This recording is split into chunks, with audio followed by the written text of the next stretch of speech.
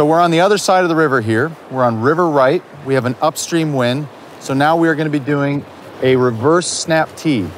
So this will be off of our off shoulder, forming our D loop on the upstream side of our body. We're going to actually have our feet and our body facing towards our target to start. If I can, I'm going to weight my left foot. My start position, just like every cast, is going to start with the rod tip right at the water surface. And I'm going to start with my hands basically just straight in front of me in a nice relaxed position.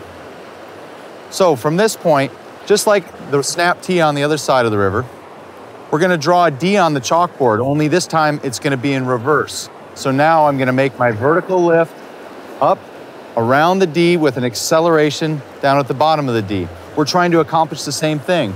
We're going to put that fly about 45 degrees up from us, right up here.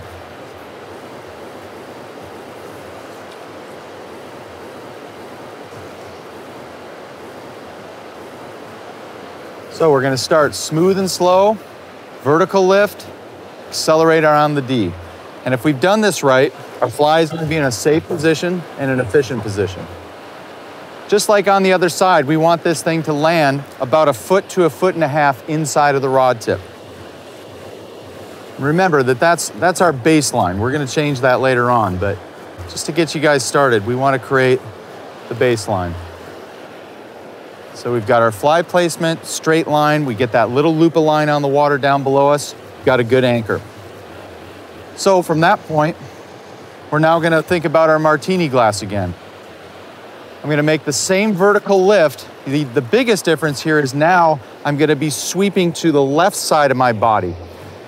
Now going back to one of our first things we talked about, the reverse roll cast, we talked about where our firing position is. So think about the box, think about where your hands need to get to, where the rod needs to get to on the clock face. So we're going to sweep around that martini and get to that reverse firing position. And again, just like before, the same drill, just put your line hanging off the rod tip just above the water. You can think about sweeping out over the river, all the way around and into the firing position. And the same rule applies as far as the acceleration goes.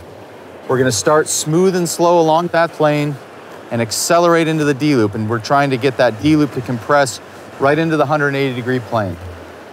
Vertical lift, set your anchor, lift to the martini, sweep around, and now we compress our D loop. Everything is basically the same at this point, it's just mirrored from the other side. So now our forward cast is going to follow the same rules. Straight rod tip path, smooth acceleration, positive rod tip stop. So let's put it all together. We're going to start with our rod tip right at the water's surface. We're going to draw the reverse D on the chalkboard now. Accelerate under the D, vertical lift, sweep around the martini, make your cast. Once you understand the basic fundamentals of the anchor, the D loop, and the forward cast, it's pretty easy to apply these to other casts.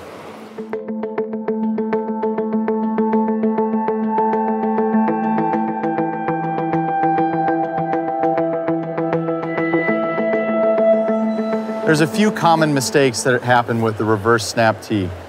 To be really honest with you, most of them aren't very different than what people do on the strong side snap T.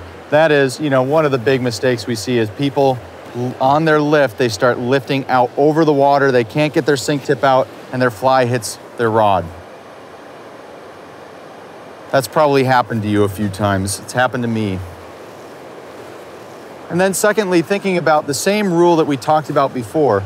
If your rod starts here and we want to cast here, our reverse D on the chalkboard is going to operate within the confines of that triangle. So if I need to cast further up, I'm going to make a wider D, and if I'm going to cast further down, a narrower D.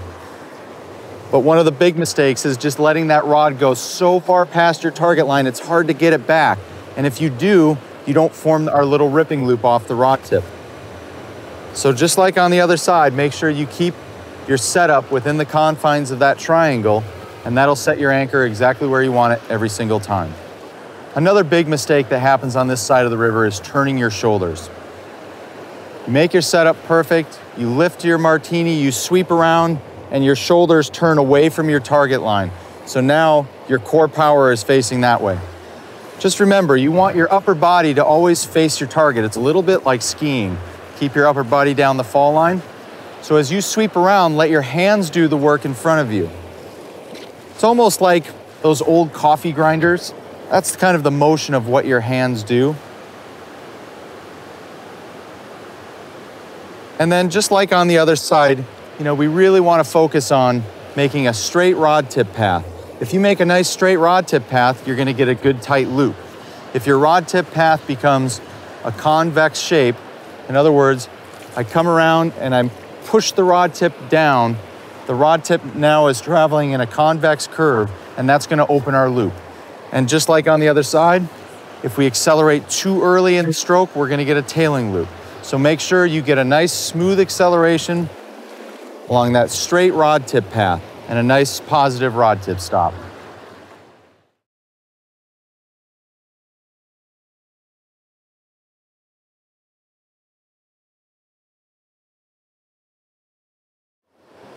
If you're a left-handed caster, casting from the right side of the river with an upstream breeze, this is going to be your strong side snap tee.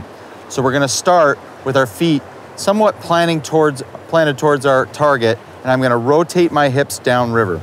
I'm going to start with my right hand on my right hip, exactly opposite of a right-handed caster.